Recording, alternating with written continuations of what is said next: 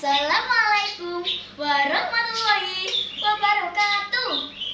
Halo teman-teman, perkenalkan nama saya Syakila Yasmin Andriani. Saya dari kelas 4 SDN Balangsari 4. Nah, sebelum saya menceritakan kisah tentang Ratu Tribhuwana Tunggadewi dan Sumpah Sang Patih, izinkan saya membacakan sedikit pantun.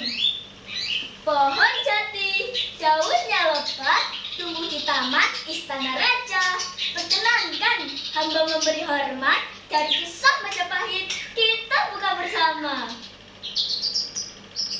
Ratu Tribhuwana Tunggadewi dan Sumpah Sang Patih. Pada zaman dahulu kala, di tanah yang subur dan makmur, berdirilah sebuah kerajaan besar bernama Majapahit. Istana megahnya berdiri di tengah hamparan sawah hijau dan sungai-sungai berkilauan. Rakyatnya hidup damai dalam kepemimpinan seorang ratu bijaksana bernama Ratu Tribhuwana Tunggadewi. Ratu Tribhuwana dikenal bukan hanya karena kecantikannya, tetapi juga karena hatinya yang lembut dan pikirannya yang cerdas. Ia selalu memikirkan kesejahteraan rakyatnya dan langsung turun ke desa-desa untuk melihat kehidupan rakyat Majapahit. Rakyat pun sangat mencintainya. Suatu hari di balairung istana, Ratu Tribhuwana memanggil semua petinggi kerajaan. Negeri kita damai, ujar sang ratu lembut. Namun, masih banyak wilayah di Nusantara yang belum bersatu. Aku ingin Majapahit menjadi negeri yang disegani hingga ke negeri seberang. Di antara para pembesar kerajaan, berdirilah seorang patih muda gagah bernama Gajah Mada. Tatapannya tajam, suaranya lantang, dan semangatnya membara seperti api yang tak pernah padam. Ia maju dan bersujud di hadapan sang ratu. Hamba Patih Gajah Mada berjanji kepada Baginda, katanya sambil menunduk hormat.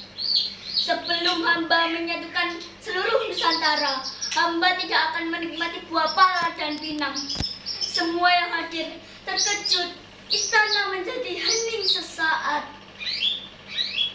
Ratu Tribhuwana menatap patihnya dengan lembut, namun penuh rasa kagum. Gajah Mada, ucap sang ratu, sumpahmu begitu besar dan berat. Namun, jika itu demi kejayaan rakyat Majapahit, aku restui. Sejak hari itu, Sumpah Palapa bergema di seluruh negeri. Gajah Mada memimpin pasukan dengan penuh semangat, pantang menyerah dari laut ke laut, dari pulau ke pulau. Ia berjuang untuk menyatukan Nusantara.